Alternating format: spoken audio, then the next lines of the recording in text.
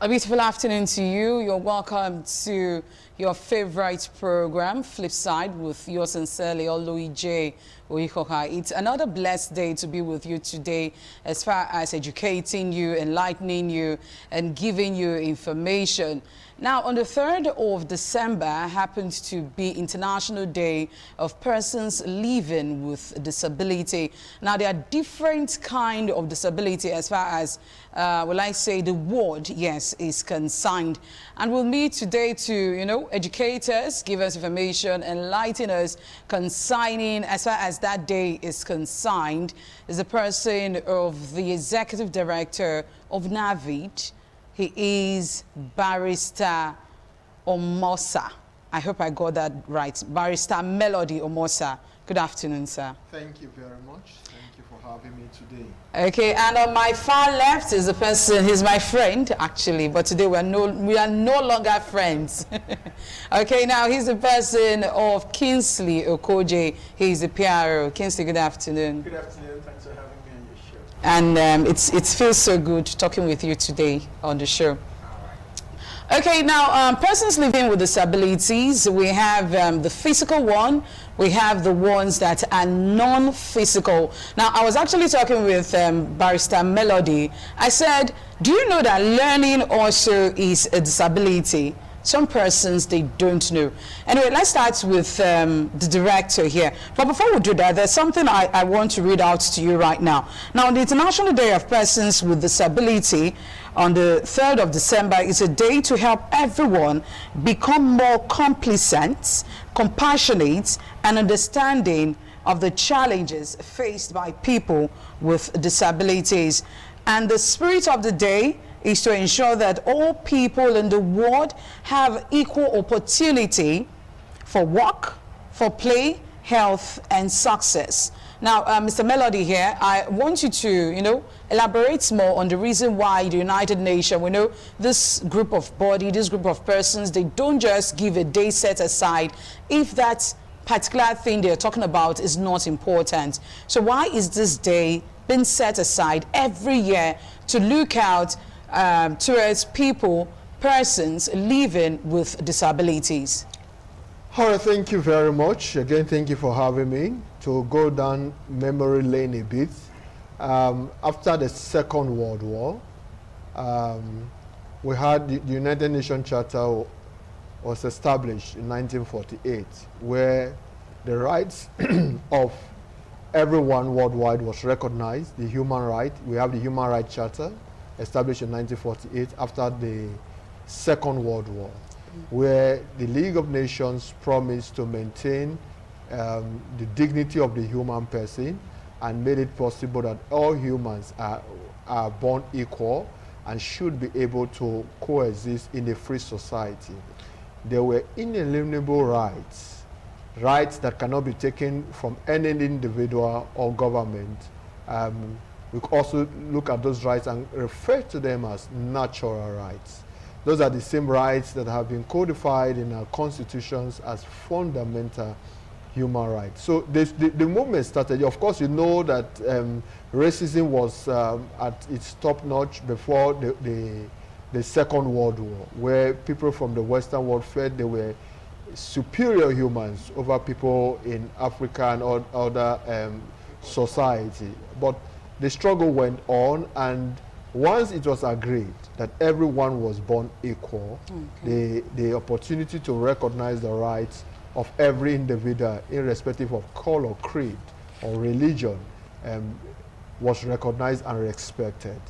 Now, persons with disabilities started their struggle thereafter to say that we are humans and we also should benefit from what the world has established, the United Nations Charter on Human Rights. Africa followed with the African People's Human Rights in 1981, I guess so. The Ethiopia, the Addis Ababa Convention agreed on that. But it was still a struggle for people with disabilities to be accorded the rights that their colleagues without disabilities now had. You could be discriminated against. You could be said to be less than human because you have a disability. Then in 1981, the United Nations declared a decade for recognizing the rights of persons with disabilities. Before then, called them disabled persons. A decade of recognizing their rights. That happened between 1981 to 1991. Then in 1992, the UN set aside the 3rd of December every year as a day to remember persons with disabilities and call them the right to coexist in society, and generally use that day to focus on issues that concerns persons with disability.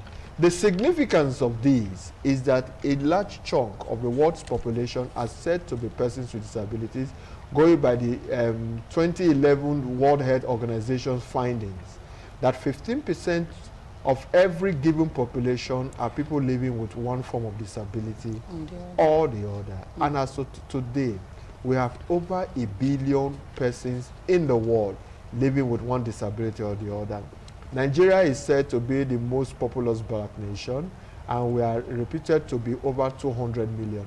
It means case, if you go by that percentage, not less than 30 million Nigerians have one disability or the other. So December 3rd is a day that all as sundry is called upon. Stakeholders, government, civil society, human rights, parents, everyone is called upon to take a stop and look at people with disabilities and see how we've been able to accord them their dues in society. Are they able to live life to the fullest? Are they respected as individuals in spite of their disability? Do they have opportunity to contribute to society? These are the things that the United Nations focus on the 3rd of December every year. Okay, now, as the director of NAVID, how did this initiative come about? Well, we came to, by the initiative, I want to think that you may be referring to the need to join the United Nations in celebrating the United Nations Day. Okay. As an organization, in 2011, we key into what the UN started in 1992. And that is, we started with a lecture at NAVID Network for the Advancement of People with Visible Disabilities, inaugurated a lecture on the 3rd of December 2011 to celebrate the United Nations Day. And that lecture is tagged Rights Above Charity, where we focus on the rights of individuals with disabilities to live in society far and above charity that society think persons with disabilities need. We know that acts of charity can only help you for a moment, a day, for instance. If you, because you think I have a disability, you want to be kind to me, and you decide to give me what you think I need. In most cases, they think that all we need is food, maybe clothing. It's you tired again, and persons with disabilities are remembered. But we do not focus on the things that make them humans and live in society with others. For instance, right to education, right to employment, right to have access to government services and infrastructure. When those rights are denied from persons with disabilities, then they can in no way measure up with other individuals who do not have disabilities. So the Rights Above Charity lectures, we started it, choosing that December 3rd day to focus on the various rights of persons with disabilities. So we normally organize a lecture where we bring experts to give us insights into the theme, the UN theme for the year.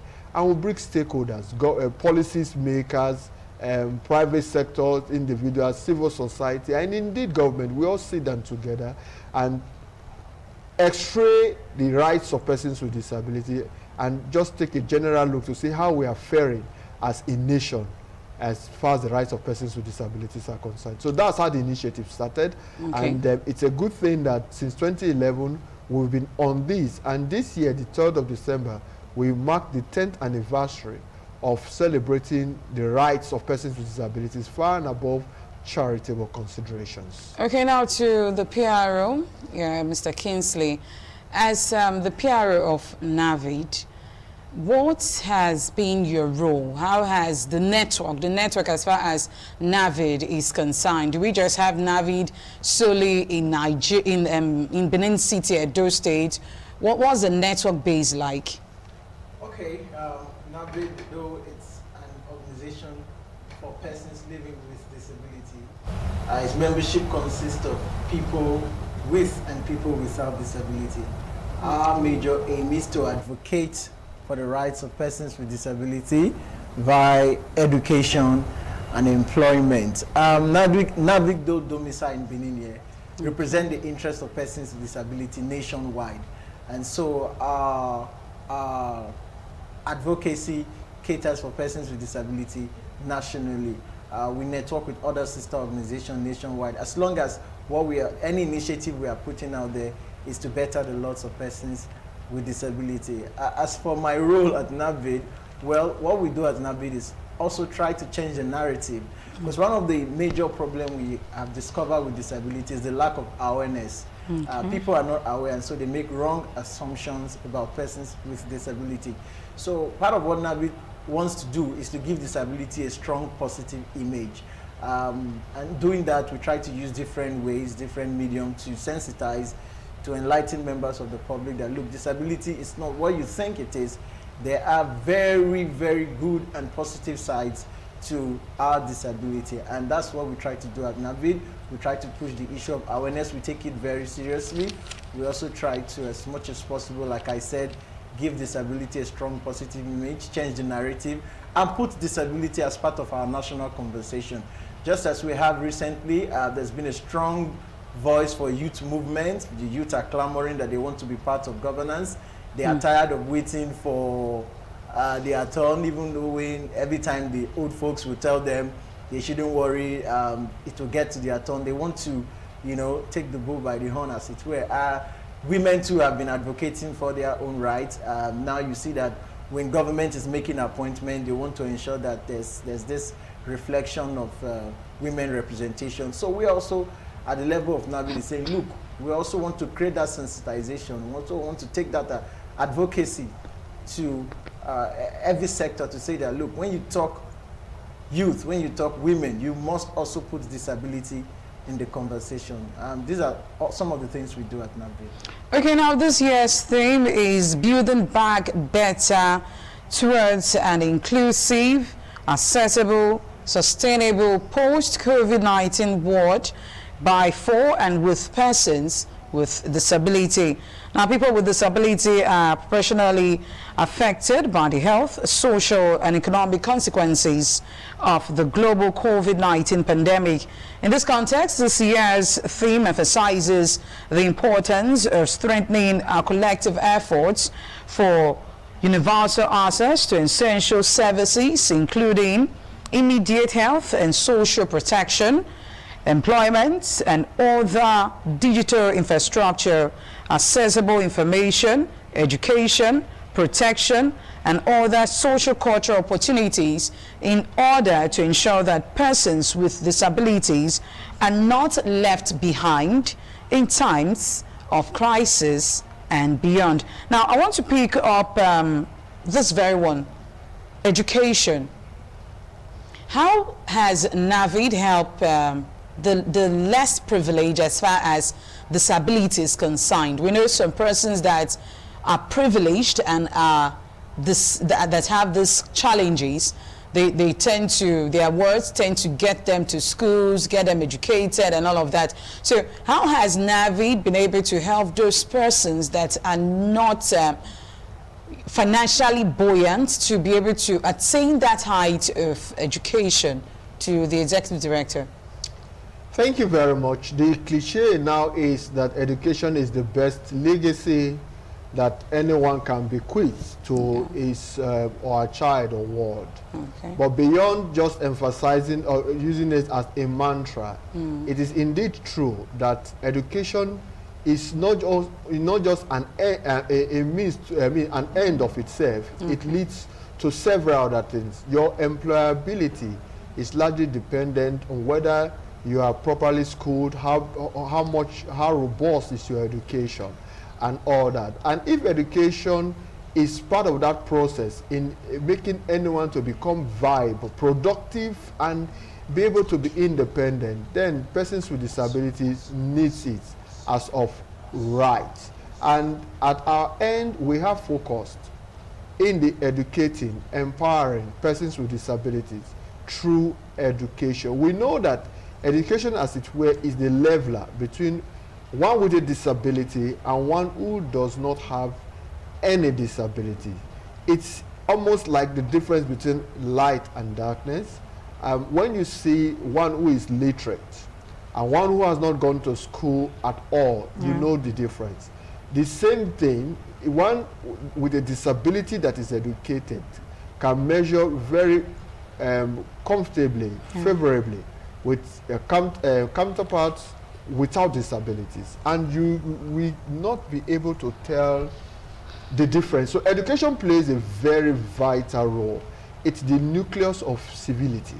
And so with education, persons with disabilities can, as it were, conquer disability, so to speak. And so at NAVID, we try to make this available, knowing its importance to persons with disabilities. We try to assist government on their part across some states of the Federation are doing their best in this regard.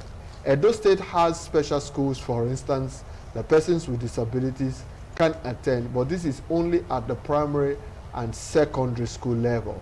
But we come in to assist persons with disabilities get education, referring them to the schools, supporting them financially, giving them scholarship and grants, just to be sure that the lack of fund, absence of money is not any reason why one with a disability will not be able to get education, get educated. And NAVID has been doing this since 2012 when we roll out our NAVID scholarship program, NAVID Education Fund.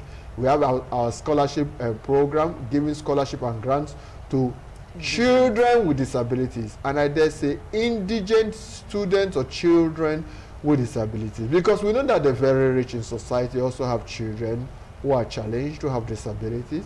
They can afford to fund their education, send them abroad as the case may be, depending on their desire. But there are those who do not have the means, who simply do not have the means, and disability comes as that next layer that will even deprive them of getting educated. Of course, as our society is a developing society, and it comes with its own challenges, having very many poor. The ratio of the middle class and the poor is indeed quite wide. If getting education, getting educated is challenging for persons without disabilities, you can tell what it would be for people with disabilities. Okay, Kingsley Okoje, sorry, Barrister, you want to say something Yes, else? just to conclude my thoughts. Okay. To say that, yes, we know that there are students, for instance, those in secondary or tertiary institution, who will go all out to fend for themselves. For instance, you see them hawking wares, you see them taking odd jobs just to be able to pay their fees and be educated. But how would you imagine one without sight, or that is on a wheelchair? How can he go about doing that? He cannot be able to. He cannot be so if the parents or family do not have the means to support them, and that child cannot support himself, it means that it is almost certain that that person will not get education. But this is where NAVID has come in and has made the difference. And we've been able to support over 700 persons with disabilities, either with full or partial scholarship or assistance to get education. Okay, now to Kingsley, for 2011, that was when NAVID started. Between 2011 and now, you have visited some parastatals, some places. Do you feel that Nigeria, Edo State, Benin City, welcome these persons with a disability in terms of giving them jobs, like offer them good jobs in your moving around as the public relations officer? Okay, part of what we celebrate at NAVID is our level of engagement. Okay. We've been able to, as far as we're concerned, engage critical stakeholders to know that persons with disability want to see in every policy what's the disability content for them. And I can dare say that from when we started in 2011, started this engagement, this advocacy, we are not where we were before. Things are evolving, things are changing, the awareness is getting better, even though we are not where we want to be, but we can say that we are definitely doing better than where we started from. I can say authoritatively that since NABID started its engagement with government, NABID has been able to influence the appointment or employment of several persons with disability into the state government workforce. And that's as a result of series of stakeholders engagement. And you can see that before you would not celebrate this feat, but because of NABID's activity, because of the cooperation of government, several administration, NABID has been able to pull this very laudable landmark achievement. So you can see that things are changing, perception is beginning to change.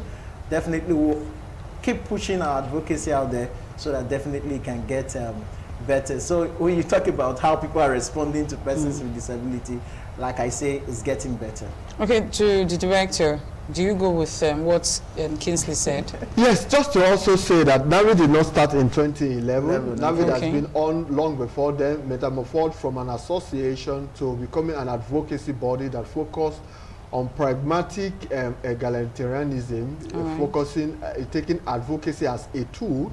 That started in 2006. But the program that started in 2011 is the Right Above Charity Inclusive Nigeria for Persons with Disability campaign. That is a campaign where we want people with disabilities to be able to feature their voice competitively in every sector. And looking at employment, yes, it's a strong point. We've been working with stakeholders and we've been able to facilitate the employment of a number of persons with disability into governments at local, state, and federal level. And of course, private sector been encouraged to do so. We know a number of persons with disabilities who are working in the private sector. But of course, you know that as it were today, government is the largest employer of labor. And so we made that concentration. And of course, the advocacy is on for governments to ensure that even the private sector have a percentage of their workforce as persons with disabilities. Don't also forget that there is a national legislation that operates throughout the 36 states of the Federation and the FCT that has made it mandatory for the workforce of any organization to have 5% reserved for persons with disability. That piece of legislation is an advocacy tool for us. And so we are engaging. Just to say that for employers who are listening to us, we are not saying that you should be sympathetic to persons with disabilities. Employ them because of their disability. Employ them because of the quality of that they have. They have the knowledge. Yes, the knowledge, what they have to contribute to the organization. And do that in spite of the fact that they have a disability. When you focus on their disability and not on their competency, you miss the mark. And we are saying that there's no point discriminating against anyone with a disability if that person has what it takes to contribute to the growth of that organization. So when you call for aptitude test, for instance, and one with a disability participates and gets to the very last point and you say, you know what, because you have this disability, we can't take you. That's discriminatory, which the act, the legislation of persons with disabilities forbids. So we are saying that, yes, in spite of their disability, give them an opportunity to work and live, work, because we believe that there's dignity in labor. They need to work like every other one and earn their living, not being thrown coins as a means of charity. Okay, if you just joined us, we're all looking at the International Day for Persons Living with Disability. This day was celebrated on the 3rd of December 2021. We'll be right back after the short break. Don't go nowhere, don't touch the dial. It's Flipside.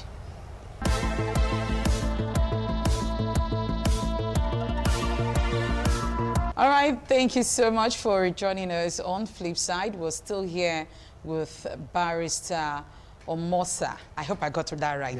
Yay! And my friend Kingsley Okoje. Thank you so much, guys, for being part of us today. All right, we're celebrating the fact that, or you should know the fact that in and around you, your neighborhood, your community, you have like 10 persons, if not more than 10 persons, living with disability.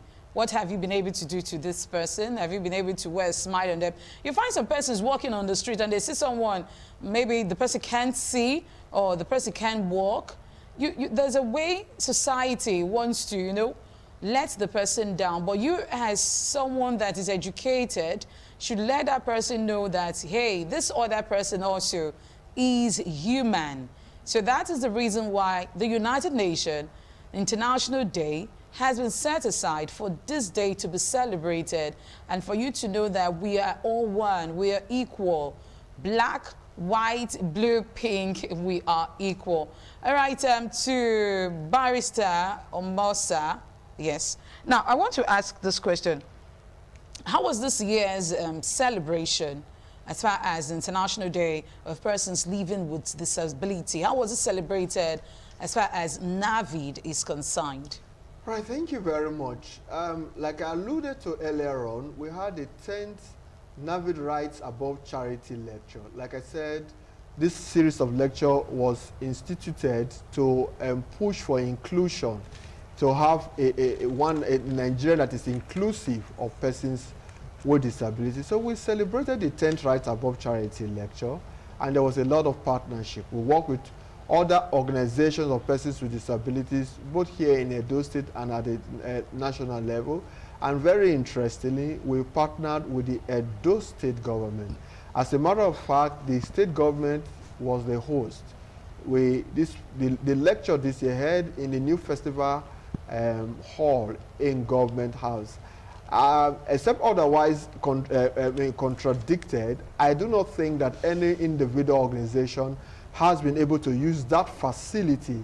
If you are not a government person, it's solely reserved for government agent, the government has and their agencies. But NAVID, in partnership with the state government, had this celebration. It was indeed a great activity. The 10th Right Above Charity lecture was bigger and better than the ones that we've had in the past.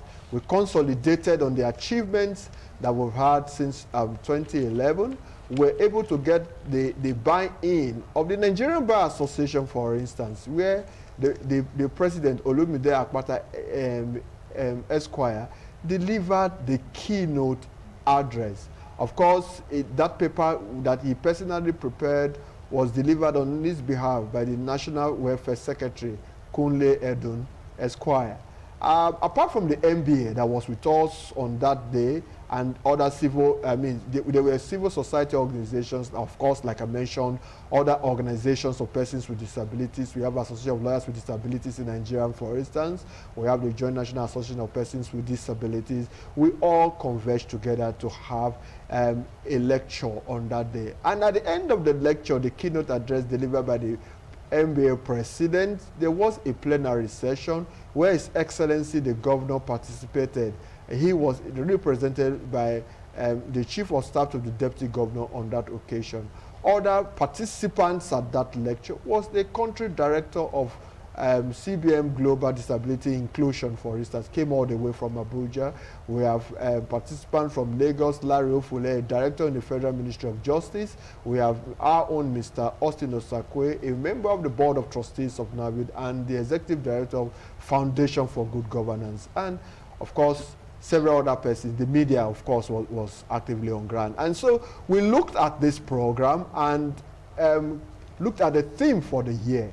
And of course, recommendations were made, suggestions were made on how Nigeria can ensure that persons with disabilities participate in leadership and ensure that we are able to build back better after the COVID world. We hope that this COVID, we are already hearing of the fourth wave. Yeah. We hope that it comes and goes so quickly so that life can return to normalcy. But we are interested in seeing that post-COVID, persons with disabilities are able to feature in every aspect of governance and development, because we want a society that is free of discrimination and that has equal opportunities for everyone, disability notwithstanding. Okay, thank you so much, Barrister Mosa, for that.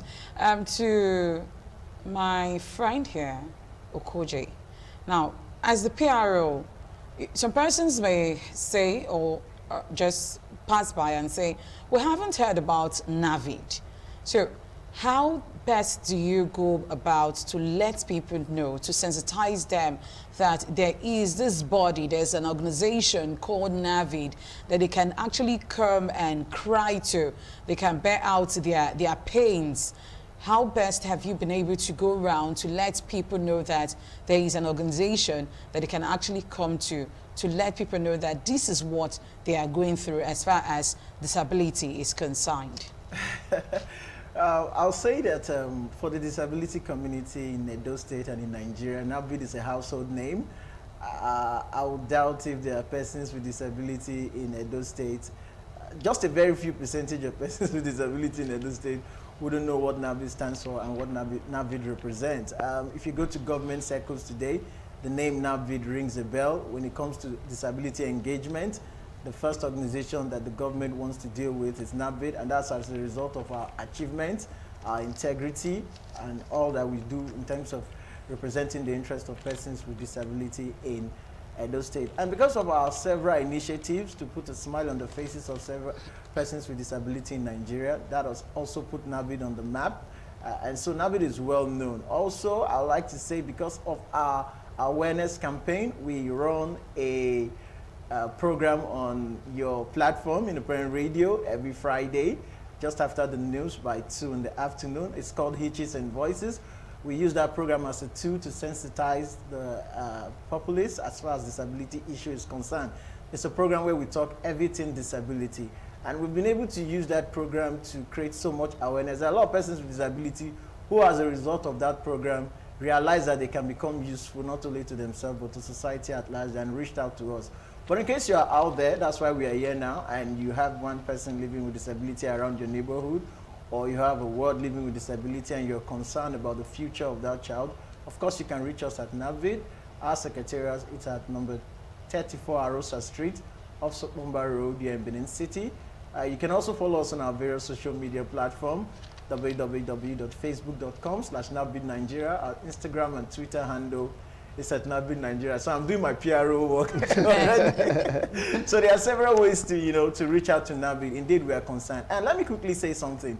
You talked about how people react to persons with disability when they see them.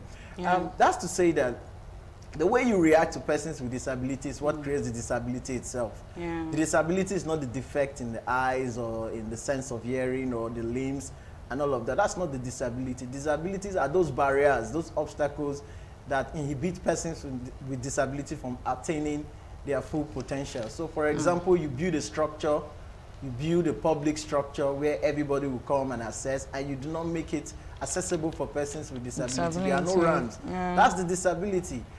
You build a library, for example, and it's not accessible for people with visual impairment or someone with a wheelchair to access, that you've created the disability. So disability is not just the medical condition. Yeah. It has moved beyond that. We are not people who are waiting to be fixed because we have one medical condition. No, we are people who are clamoring for inclusion and access.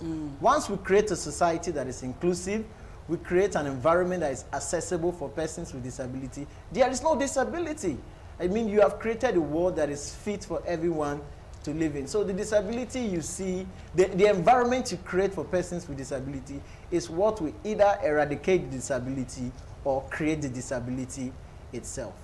Okay, now we know of some persons with disabilities who are actually not confident in themselves. So what has your organization done to some persons like that to let them know that actually there is ability in disability? So what has your organization helped to do to elevate that person's spirit, soul, and body? I mean, saying the executive director alone, that should motivate you. Yeah, he's a barrister. Seeing me alone is enough motivation for so many of us. Yeah. So what we try to do is some sort of mentorship. We try as much as possible to use our story to also encourage persons who, as a matter of fact, that's what brought about NAVID, because we also wanted a situation whereby we don't want those coming behind us to go through some of the challenges we went through. So that's what also necessitated the, coming together of like minds to say, let's start an initiative like NAVID. So we're out there, we're always going around, engaging, meeting persons with disability, our community, reaching out to persons who do not have any form of disability. And we do not only inspire persons with disability, we inspire even people who do not have any form of disability whatsoever. Countless times, countless Okay. times. You said Just also to mention, I say countless times, that's true. But just also to mention that disability is one of the very many challenges in life. And we encourage people to have a very positive view of disability.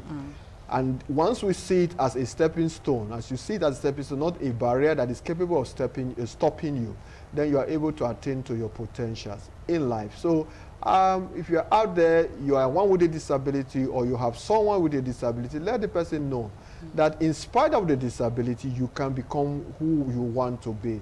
Keep your dream and your vision, intact, and you meet us, reach out to us at NAVID, and we'll tell you what you need to do. People have come out with first class. Of course, last week it was reported how the governor of River State, Yeso Wike, gave one with a disability automatic employment for having backed his PhD, even with his disability. So there's no stopping you because you have it. You can only stop yourself. But if you tell yourself that this disability, I will conquer, you definitely will conquer. And I think as someone with a disability, don't feel comfortable with people who pity you.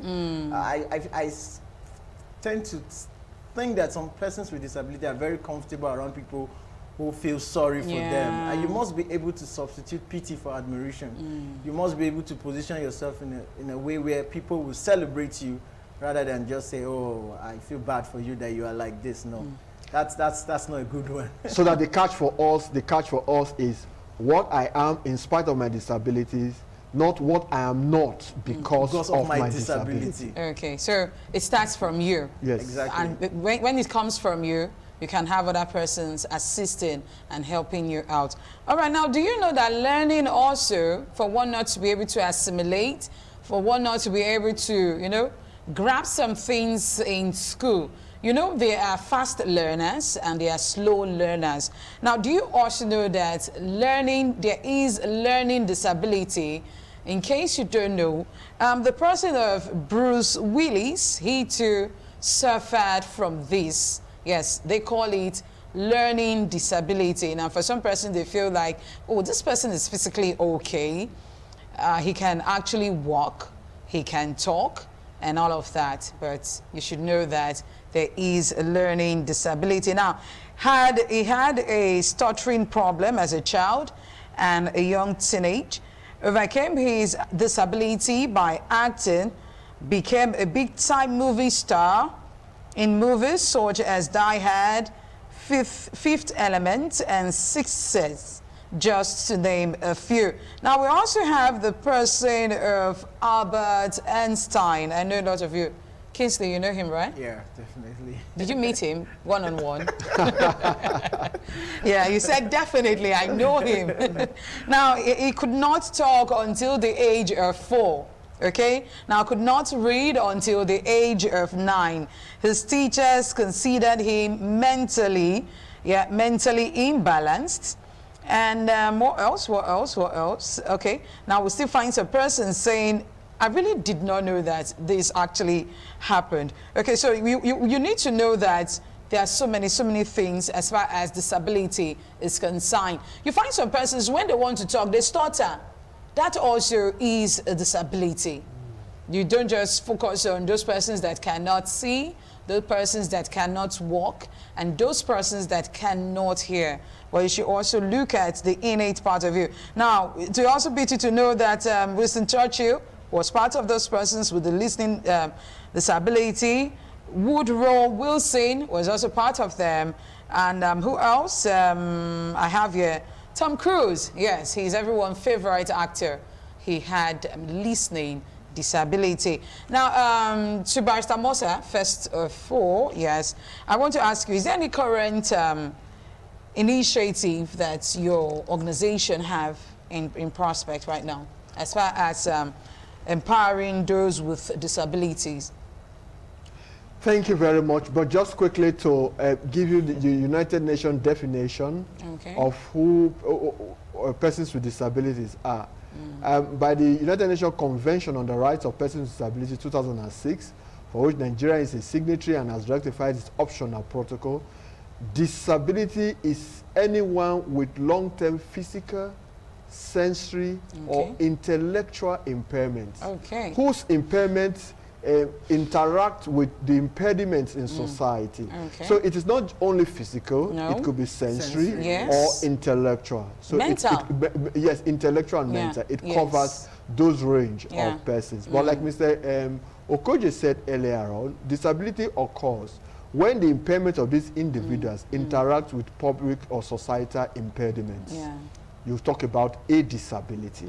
So the lack of ramp is a disability. And it is not the fault of the individual that I can't access this building because it has no ramp, it has no elevator. It's the problem the society has created. And so even though our society is structured to do torture to persons with disability, we are changing that narrative with our engagement. As to your question, if there are projects NAVID has to engage persons with disabilities, yes. This year, we have started a campaign, and in that we are looking at changing the narrative as far as the health, education, livelihood issues are for persons with disabilities. That is to say, we want more persons with disabilities to have access to education, to have access to health care, and to have access to means of livelihood. And we're already doing that. So for persons with disabilities, all they need to do is to be registered under the project. We call it Project HELP. Project HELP. HELP, H-E-L-P, health, education, livelihood, and in some cases, in a very little percentage, we give palliatives to persons with disability. Exactly. So, but the main focus is health, education, and livelihood program for persons with disability. And what this means is that, yes, where we can assist and we have assisted individuals, we help them with to access health, pay for hospital bills. We help those who need to be in school. We train those who need to acquire a skill to have one. We assist people engaging public and private sectors to facilitate employment for persons with disability. We help to start people up on their businesses and what we can do within. Of course, that alone as an organization, we only can touch a very insignificant number of persons. But what we are doing and what is the major catch for us in the Project HELP, is engaging governments to ensure that their policies is inclusive of persons with disabilities, so that if, for instance, you are one with a disability and you've gotten admission and you do not have the means to go to school, by government program, you should have been contemplated and your needs, educational needs, are already factored into the budget for the year, for instance. And that becomes not a problem of an individual trying to reach NABID, but that you have a disability and you go to any institution in Edo State, for instance, you should be able to access education without any challenge. We know that education at the in the first 9 years of a child's educational journey is basically free. But beyond the basic education, which ends at junior secondary school 3, we want to see that persons with disability have access to education, not only to secondary, but to any level they desire. To tertiary institutions should be made accessible and is funded by government. So we are engaging government, we are engaging the different ministry, departments, and agencies of government to see that all of these things happen. But the approach is quite scientific.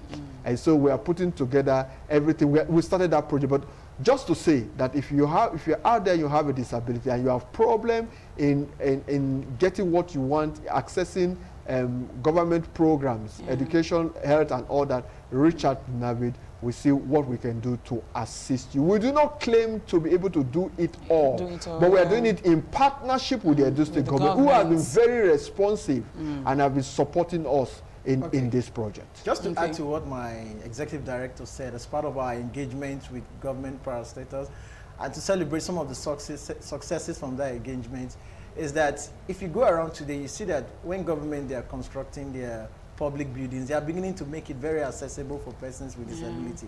If you go to the John Odigye Oyegun Training Center, you see that it's very accessible for someone on wheelchair. That's part of our engagement with government. If you go to the new Secretariat complex, it's very accessible. You can easily wheel your wheelchair into that building. It's very accessible. And the place we use for our third NAVID Rights Above celebration of the December 3rd program in Government House, the new festival hall, very accessible for persons with disability, particularly people on wheelchair. Not too long ago, I was in an event where they commissioned the public building and they were celebrating the public structure. But I was not in a celebratory mood because I looked around, the building was not accessible for persons with disability. So this is to call on persons out there that you see, what we try to do at now, our long-term aim at NAVID is to ensure that when you are coming with any policy, any government policy, we want to unbundle that policy and see what's the disability content in that policy. So you are coming with an agricultural policy, for example. This policy, how will it include persons with disability? You're coming with a health policy.